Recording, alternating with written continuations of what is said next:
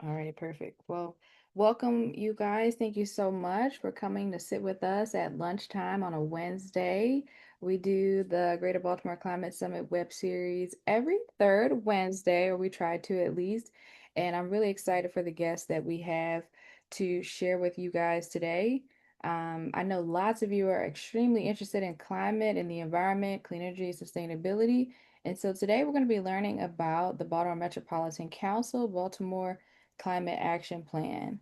And who better to tell us about the Climate Action Plan than the folks who led the initiative themselves? And so I'm going to give them a brief opportunity to introduce themselves and tell you guys about themselves in a little bit. But first, I want to tell you guys a little bit about the Greater Baltimore Climate Summit and the Greater Baltimore Climate Initiative and why we're here today. And so, long story short, um, I'm Cree Harris, and I'm going to be your host. I'm also the founder of the Greater Baltimore Climate Summit. I'm going to let some folks in. And I work nationally, and I support institutions like universities and governments in building capacity so that they can implement innovative climate solutions. And working nationally, I saw what other regions were doing, and I was very interested to empower and uplift Baltimore to become a national climate leader and to continue along the path that we've been on over the last couple of years with being a leader in sustainability. And so I got together with some cool folks who I would now consider to be friends, and we formed what is known today as the Greater Baltimore Climate Summit Host Committee. Eileen Singleton, who is from the Baltimore Metropolitan Council, was one of the first to join the host committee, as well as Katie from Baltimore Green Space. We also have Dr. Linda Bear from Morgan State University on the call. And we thought it'd be very important to empower this region through an economic development lens to be able to better implement climate solutions. And so this summit and this initiative does not happen without some of the host committee members that are on the call today. So we are super, super, super indebted to them, but we're also indebted to the other host committees who have helped us to start and scale this initiative from 2024 to now. And since then, we've hosted over 1,500 folks at various events that we've hosted in person and virtually. We also have a community of about 730 environmental professionals, as well as community members who are extremely invested in this region's, inclination towards being a sustainability leader. And again, who better to have on our May web series than the individuals that we have on our call today, who have contributed through the Baltimore Metropolitan Council in developing the Baltimore Climate Action Plan. And so, just to kind of set the stage for you guys today, let you know what it is that we're going to be talking about, I'll give you a little bit of an overview of the session. And so in 2025, BMC, which is the Baltimore Metropolitan Council, the state of Maryland, and 7 jurisdictions, Baltimore City, counties of Anne Arundel, Baltimore, Carroll, Harford, Howard, and Queen Anne's, came together to respond to climate risks in the Baltimore region. This process involved gathering community and public feedback, identifying priorities for each jurisdiction in the state, researching the best practices, and performing greenhouse gas emission analyses. The resulting comprehensive climate action plan, which they call CCAP, so if you hear that, just know that's what they're talking about, contains 24 measures intended to achieve net zero greenhouse gas emissions by 2045. This session will discuss the collaborative process of developing the CCAP and provide an overview of the measures in the plan. And so today we have three folks here who are going to tell you about that plan. They're going to tell you about the development process, and they're going to help you to understand what the vision is for this region through the climate lens over the next couple decades. So first, I want to introduce Anna Marshall. She has a credential AICP, big deal, okay? She's a senior environmental planner with the Baltimore Metropolitan Council. I also want to introduce Christina Arlt. She also has the credential AICP, which is a big deal, and she is the manager of planning and communication services with McCormick Taylor. I want to give Melissa an opportunity to introduce herself because I don't have her bio, but she also has contributed greatly to this initiative. So please, please, please tap in and pay attention when she's talking to you about this process. And so without further ado, I'm gonna give the floor over to our three important subject matter experts.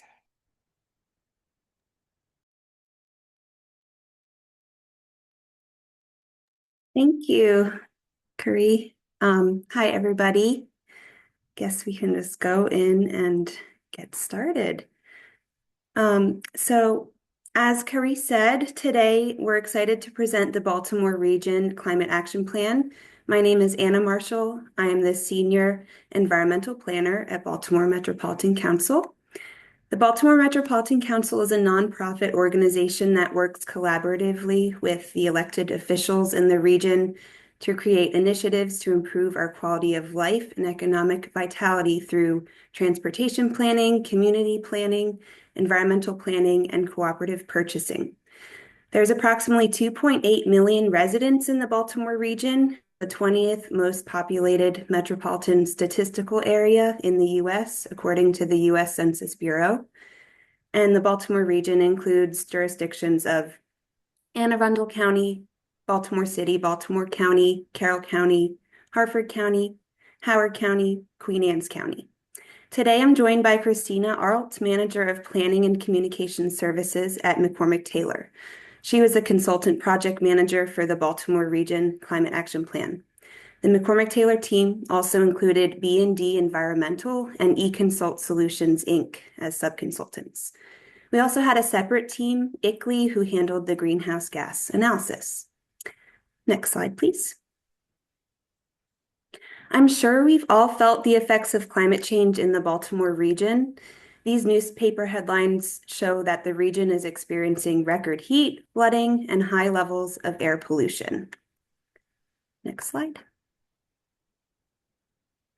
To help address these impacts, BMC applied for a Climate Pollution Reduction Grant, or CPRG for short. The U.S. Environmental Protection Agency, or EPA, provides these grants to states, local governments, tribes, and territories to reduce greenhouse gas emissions and other harmful air pollution. BMC received a $1 million planning grant for the Baltimore region in 2023. Next slide. The first thing we did with this funding was to develop a priority climate action plan, or PCAP. It included a greenhouse gas emissions inventory, projections, reduction targets, and broad measures the region can take to meet our targets.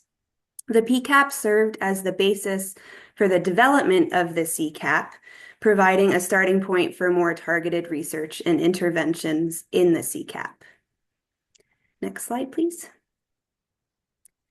The PCAP was developed by BMC, ICLEI, Local Governments for Sustainability USA, who helped with the analysis, and members of the Baltimore Region CPRG Steering Committee. Next slide. The steering committee includes representation from the 7 jurisdictions in the Baltimore region and the Maryland Department of Environment. The steering committee was integral to sharing information about each jurisdiction's current initiatives, activities, goals, available resources, and capacity for both documents. Next slide. After we finished working on the PCAP, which was submitted to the EPA in March 2024, we started working on the Baltimore Region Climate Action Plan, also known as the CCAP. The final CCAP was submitted to the EPA in November 2025. Next slide. The reduction targets for the PCAP and also the CCAP are to reduce greenhouse gas emissions by 60% by the year 2031 and to achieve net zero by the year 2045. This means the amount of greenhouse gases that are produced are balanced with the amount that are removed from the atmosphere, such as by trees or other methods of sequestration. And these goals are science-based and in line with the state goals set in the Climate Solutions Now Act of 2022. Now I'll hand it over to Christina to talk about public outreach. Thanks, Anna. Public outreach was an important part of developing the Baltimore Region Climate Action Plan. Next slide. We felt it was important to hear from and support low-income communities who are most harmed by the impacts of climate variability, yet have historically been left out of the conversations about impacts and solutions. To address this disparity, the Climate Action Plan's public engagement activities were designed to reach those communities so their voices could be heard. We used BMC's Vulnerable Population Index, or VPI, to identify census tracts that have scores of greater than 4, which indicate that they have elevated levels of socioeconomic and access-related challenges. While many of these census tracts are in Baltimore City, as you see here in purple, the steering committee recognized that as we were starting this CCAP, many of the region had already been contacted by the Baltimore Office of Sustainability because they had been working on their city climate action plan. So the steering committee collectively decided to prioritize outreach in areas outside of Baltimore City. Further, the steering committee recognized that unhoused individuals, individuals with disabilities, and Spanish speakers were underrepresented in prior outreach. So this was all a consideration for choosing locations for in-person outreach for the CCAP. Next slide. We began our outreach process with a digital survey that asked people about how climate change impacts them and their proposed solutions. The survey was linked from BMC's public engagement portal as well as from their website. We also promoted it on social media and in newsletters, including through the steering committee, and we received 287 unique responses. One of the survey questions asked if people felt affected by climate change. Looking at the green portion of the graph you see here on the screen, we can see that 62% of all respondents to the survey felt very much impacted. Next slide. Another question asked people if they faced problems keeping their homes at a comfortable temperature. Approximately 49% of all survey respondents don't have problems heating and cooling their homes, as you see here on the left. However, that looks very different for survey respondents who earn less than $50,000 per year. 43% of those respondents said it is too expensive to run their air conditioner or heat their home. Next slide. In addition to the quantitative results, we also got qualitative feedback through the survey. Here are some example comments from the survey. For example, Jay from Baltimore City suggested solar panel incentives and recycling and composting for renters. Lauren from Baltimore County noted a lack of options for renters and the importance of de-paving and green roofs. Xavier from Howard County mentioned supporting public transportation improvements. We supplemented the digital engagement with in-person engagement. We conducted 6 pop-up events at festivals, fairs, and farmers market in an effort to meet people in their communities. We engaged 545 community members in this way. Some of the places that we hosted events included the Caribbean Music Festival in Harford County, the Pigtown Festival in Baltimore City, the Grow Baltimore Community Pop-Up in Baltimore City, the Howard County Pride Festival, the Environmental Symposium in Carroll County, and a community resource fair in Anne Arundel County. During these events, participants were able to read and engage with boards as well as the staff members who were at the events. The board on the left provides an overview of the project. There were also 3 interactive boards which looked similar to the board you see here on the right. They encouraged people to share their thoughts by placing stickers under the response that resonated most with them. The board on the right asked people where they lived and which action they were most interested in. And this sticker activity was enabled people from as young as 5 all the way through seniors to participate in the activity. We also distributed this flyer, which is a front and back flyer. It had a QR code on it, so if people were interested in taking the longer survey that was available online, they could take the full survey at their convenience. From the pop-up events, people were most interested in home energy efficiency programs and rebates, and programs that recycle and reuse materials. People also wanted to see improved parks, nature trails, and green spaces, and affordable and fresh local food. This feedback was incorporated into the Baltimore Region Climate Action Plan. When the draft plan was released in fall of 2025, there was a 30-day public comment period for people to submit their comments before the document was finalized and submitted to the EPA in November of 2025. I'll turn it back over to Anna to talk more about the plan and how the public feedback was incorporated. Thanks, Christina. So now we'll dig into the details of the Baltimore Region Climate Action Plan. BMC, the McCormick-Taylor team, ICLEI, and the steering committee worked closely together to develop a plan that reflects the needs of the Baltimore region.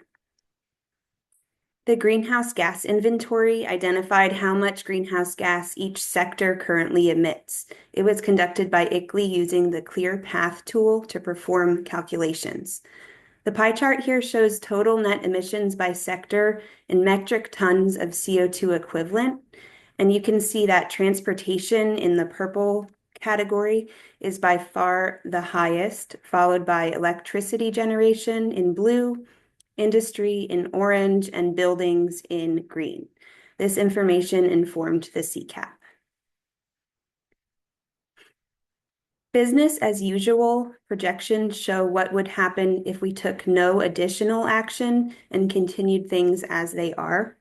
If we did not take action, the Baltimore region would emit approximately 38 million metric tons in 2045. Slide. As we mentioned before, our goal is to achieve net zero by 2045. The reduction target analysis showed that in 2006, estimated emissions were approximately 53,000 metric tons of CO2 equivalent. The 2021 baseline was approximately 37,000 metric tons CO2 equivalent, and our 2031 goal is 21,359 metric tons, and our 2045 goal is 0. Next slide. With the actions identified in the CCAP, the Baltimore region will reduce emissions by approximately 24 million metric tons of CO2 equivalent. The natural and working lands recommendation will also increase tree canopy and green space, which will help absorb an additional 2.7 million metric tons of CO2 equivalent, resulting in a net emissions reduction of almost 28 million metric tons of CO2 equivalent. We want to acknowledge that the measures in the Climate Action Plan may not fully achieve our goal of net zero by 2045, according to ICLEI's analysis. However, we will continue working with the jurisdictions to implement the measures to the fullest extent possible, particularly those in the transportation and building sectors. On to Christina to discuss the next parts of the CCAP. Thanks, Anna.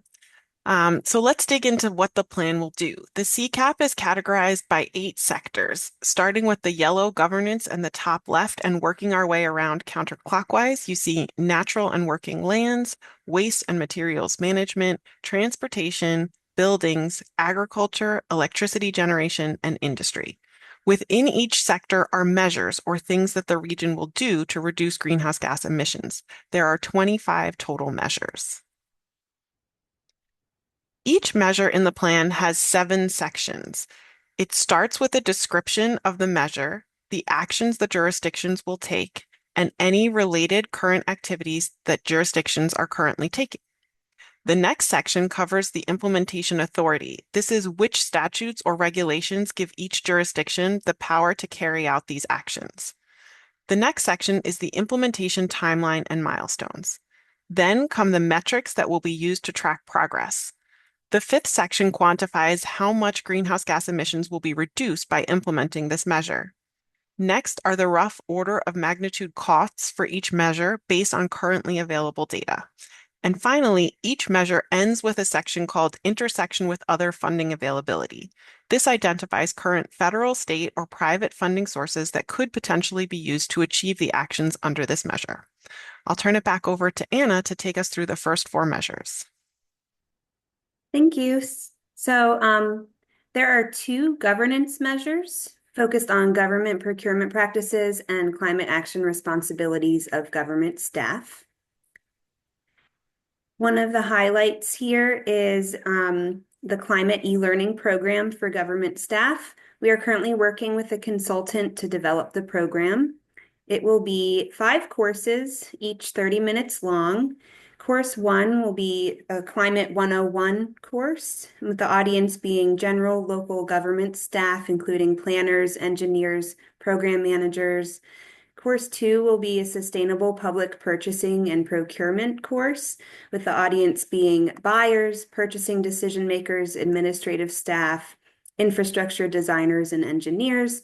And courses 3 to 5, the topics are still being brainstormed, but they will focus on core operations and employee behavior change, such as building operations, fleet vehicle use, and smart salting and landscaping. There are 2 natural and working lands measures, which support green spaces and tree canopy. An action under the natural and working lands is for the Baltimore region to participate in the Maryland Department of Environment's 5 Million Trees program. Through this program, the state has a goal to plant and maintain 5 million native trees by 2031. Excuse me.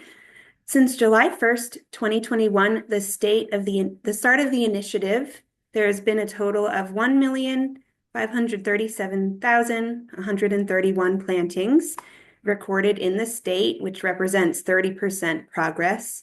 And the Baltimore region's goal is to plant over 260,000 acres of tree canopy by 2045. There are two waste and materials management measures. One focuses on educating the public about composting, recycling, and food waste prevention. The other focuses on developing a new composting facility. A program that contributes to achieving this measure is the Baltimore Compost Collective. This program collects food scraps from residents and composts the material at local urban gardens, where it is used to grow fresh produce and build urban food security. The program also offers a youth entrepreneurship program that employs local teenagers and trains them in workforce skills, food access programming, and community scale composting. We have 7 transportation measures. These measures address better options for biking and walking, low and zero emission vehicles and buses, EV charging stations, and transit-oriented development. Some of the actions under this measure support the implementation of safe routes to school programs. We're excited to share that Anne Arundel County and Howard County recently received funding for safe routes to school coordinator positions as part of the 2025 Transportation Alternatives Program. I'll turn it back over to Christina to share the remaining measures. Thanks, Anna. There are 5 building measures. They are focused on increasing energy efficiencies, fuel switching technologies, electrification and solar programs for residents, contractor projects, workforce training programs, city and county-owned facilities, and large commercial buildings. One of the ways the jurisdictions are taking these actions is by installing solar canopies over rooftops and parking areas. Here you see how Howard County did this at its Ullman office building in Columbia, Maryland.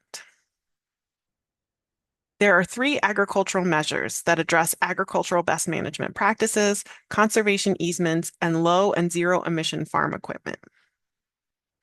An example of an action is this wetland and buffer creation in an agricultural field in Queen Anne's County, courtesy of the Queen Anne Soil Conservation District. There are 3 electricity measures that focus on promoting solar programs, solar installations on government-owned property, and pilot programs and demonstration projects showcasing electrification. An example of fulfilling this action is Baltimore County's Randallstown Community Center rooftop solar system. This is a photo from the ribbon cutting ceremony. And finally, there is one industry measure focused on increasing commercial and industrial participation in energy efficiency and fuel switching initiatives. The jurisdictions will work to increase the number of loans made through Maryland's Commercial Property Assessed Clean Energy Program, or CPACE, which provides financing for commercial property owners to upgrade buildings with energy, resiliency, and environmental remediation improvements. The final section of the plan focuses on workforce planning analysis. This was written by our subconsultant eConsult Solutions. This analysis addressed the workforce development activities needed to implement these 25 measures. It identifies potential skilled labor shortages that could impede measure implementation, evaluates the impacts on existing jobs and industries, and uncovers opportunities to create high-quality employment in all of the communities. So with that, thank you all for your time. You can see the full plan on Baltimore Metropolitan Council's website, and I'll paste the link in the chat. We're happy to take any questions that you have, and we look forward to working with you to act for climate change in the Baltimore region in the future.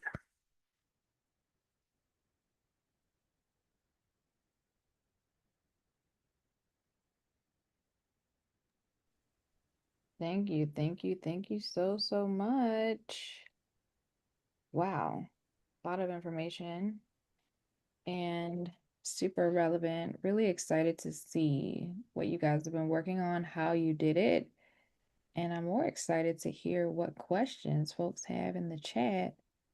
Um, we got a question in the chat from Danielle.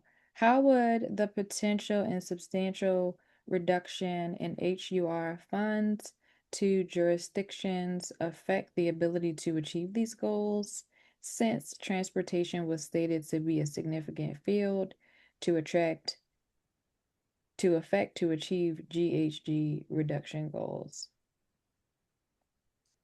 And HUR stands for highway user revenue.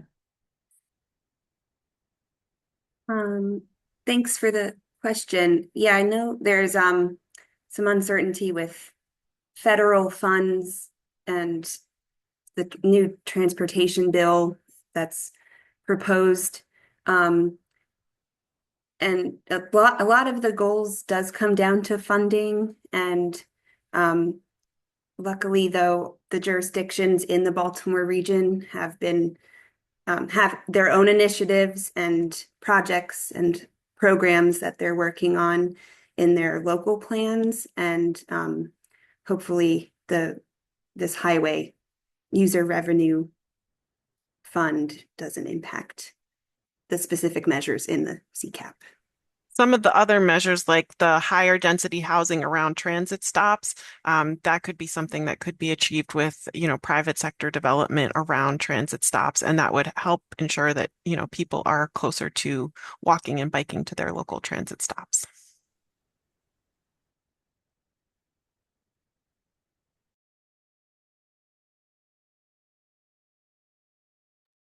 All righty. Thank you. Thank you so much for that answer. We got some other questions in the chat, but feel free, audience, participants, don't be shy. Don't be shy. Go ahead and raise that hand on Zoom. Come on camera, ask your question if you want to ask it. That way we can hear your voice, see your face. Um, there's a raise your hand feature on Zoom. Kate Brower, did you want to ask your question? Yes, thanks. Hi. I was just wondering how um, you're coordinating your plan with I specifically Baltimore City's Office of Sustainability Climate Action Plan, and I'm assuming there's coordination, but how can the two plans help one another? Sure, that's a good question. So, because Baltimore City is one of the 7 jurisdictions in the Baltimore region, the Baltimore Office of Sustainability actually was one of the main steering committee members contributing to this regional plan. And so there was a lot of coordination with the Office of Sustainability and also the other jurisdictions' sustainability teams and planning and zoning teams to incorporate the local sustainability plans that have already been developed or were being developed at the time, and hopefully include appropriate measures into the regional plan. Yeah, I guess I was also wondering how is this going to be? So you've got these measures, but how often are you going to measure? And is this something that, you know, the public could be um, visible to the public so that they know how and what is being done to address the goals? Yeah, so because this plan is funded through the Environmental Protection Agency, which is a federal agency. With the change of administration in 2025, they have not posted these CCAPs on the website. However, the Baltimore region CCAP and the state of Maryland also has a CCAP, are available on the BMC website for the Baltimore region, and the state has also publicized their CCAP.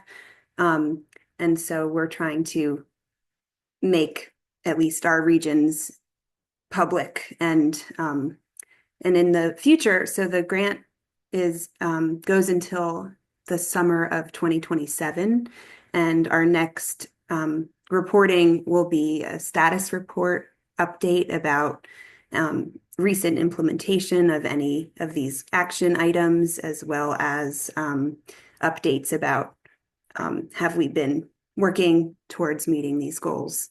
So we hope to have that available publicly too. Thanks. Thank you. Thank you. Thank you for the question. Let's look at the participant list, see if we got any hands raised. Don't be shy. Don't be shy. We got another question in the chat from Dr. Linda Lee Bear, one of our host committee members. Thank you. Thank you. Thank you. What has been the overall sentiment from the public as you rolled out these initiatives?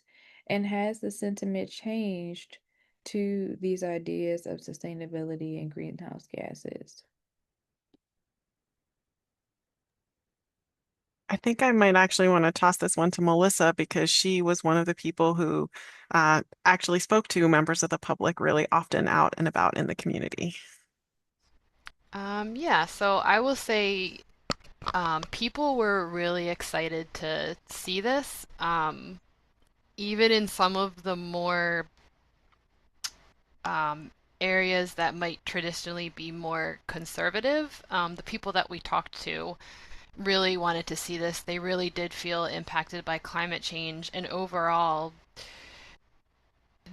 they felt like they really wanted to participate, but that a lot of assistance was needed from governments. So they were excited to see this this government governments participating in this initiative.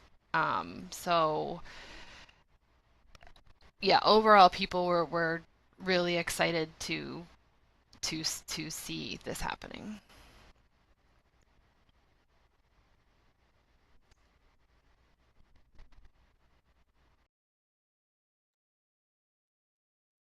Awesome, awesome.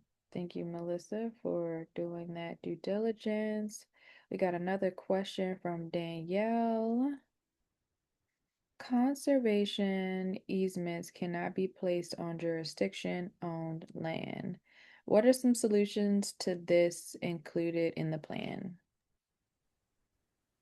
I think a lot of the easements that we were talking about in the plan are actually farmland preservation and conservation easements. And so we were focused on sort of some of that privately held farmland in the region.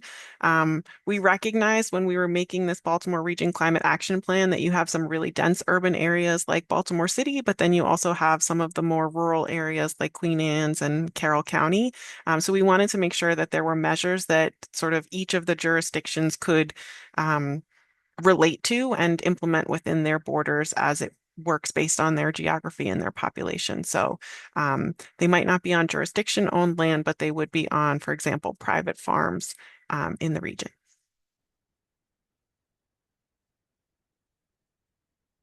Also, just to add to that, a lot of the measures focused on education around these programs. So, like Christina was mentioning, there are a lot of programs that counties offer, and the idea was to provide a lot of education and encouragement for these programs because of that limitation that conservation easements could not be placed on jurisdiction-owned land.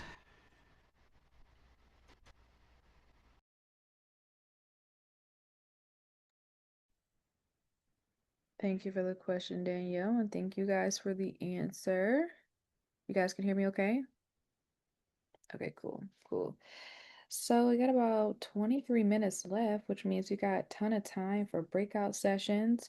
One of the objectives of the Greater Baltimore Climate Initiative is to build readiness to bring funding into the region. And one way that we know works to do that through the economic development lens is to build partnerships and build social capital and make sure that the ecosystem is strong. So I want you guys to go into these breakout rooms and let's talk about what we learned today, but let's also really talk about how what we learned today relates to your individual organization or even you as an individual, and how you can work with someone else in another breakout room to, manifest or implement some of these solutions that they've set forth and talked about. A lot of you work at some prominent institutions in the region and you have a lot of power. And so let's leverage that collective power and take the first step today. So I'll start the breakout rooms and I'll try to make sure that the speakers get into each room. Give me 1 second and we'll do them automatically. Ready, set, go.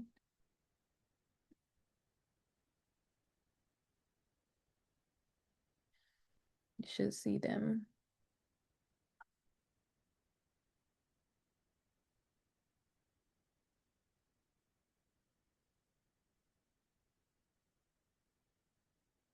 Hmm.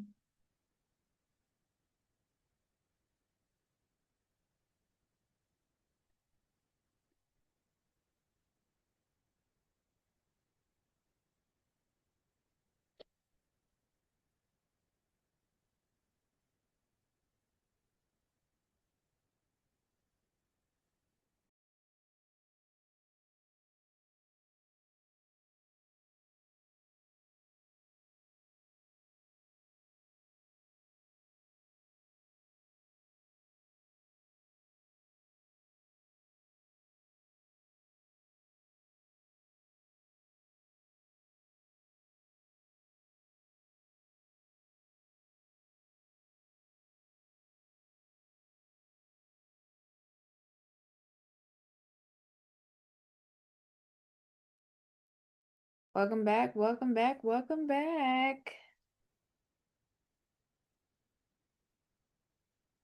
Tell us about what connections you made. What did you guys find about your organizations or initiatives to be in common?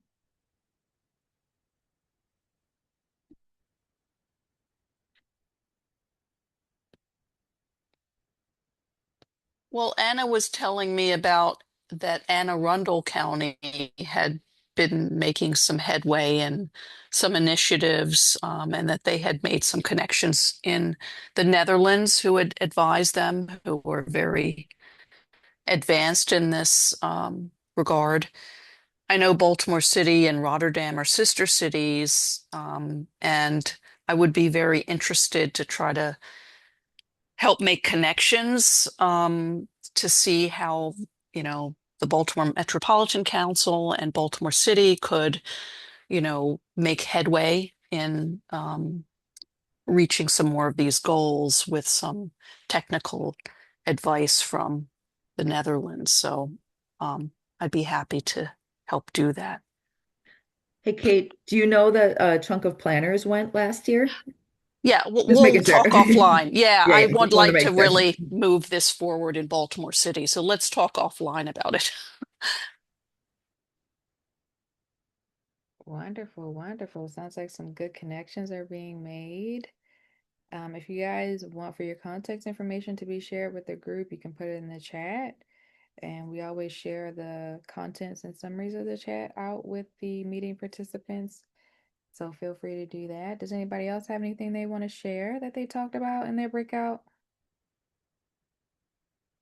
Feel free to just come off mute, let us know.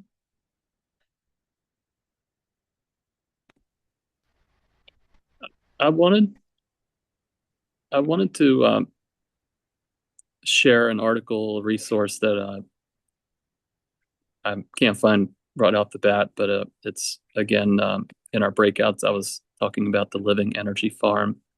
They have this proposal specifically for Baltimore City. It's a intentional community in rural Virginia that has developed a series of mostly passive and what they call direct drive solar initiative. It's really more based on like a intentional communal living side, but they see a promising scalable model for urban places. And I believe the folks they're connecting with in Baltimore are doing block by block, restorations of homes. And so I'll be happy to share that resource out, particularly with Damien, since with the clean energy. I just think it's it seems like kind of smaller scale right now, but what they're doing seems very promising. It kind of seems silly to go off grid when you're in the middle of the city, right? But what they're doing is creating community and jobs. There's basically like a energy sort of manager, and everything's it's not necessarily just battery storage with these solar panels, but managing these systems and basically making hay when the sun is out, and on cloudy, rainy days, having other creative solutions. So I'm going to be hunting that article down and sharing that with the group. Thank you so much for that information. Feel free to email it to me and I can put it in the email recap of this Okay. video as well. A resource that I shared in the chat for you guys is our call for speakers. So first, I want to give a shout out to Anna, Christina, and Melissa for their subject matter expertise and the work that they've done in this region to pull the plan together. We're also honored to have you here today to overview it with us and to share what you guys have done. You're welcome anytime. We really sincerely appreciate you for reaching out and for doing this for our community and our ecosystem. If you on this call would like to have an opportunity to speak on a webinar and showcase some work that you're doing in the greater Baltimore community, please complete our speaker interest form for either a webinar and the Greater Baltimore Climate Summit, which is coming up in November. It's going to be on November 12th, the day after Veterans Day.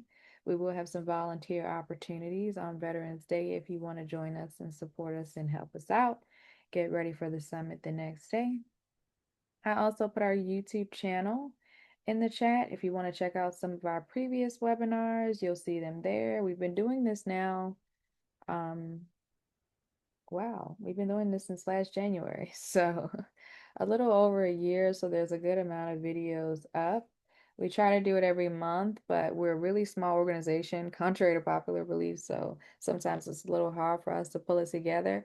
So with that being said, I want to say thank you to all of you who participated, who stays to the end. Thank you so much for just supporting our organization and our initiative, but also thank you for contributing to our mission, which is to, build this region's capacity for climate sustainability and clean energy, environmental justice solutions.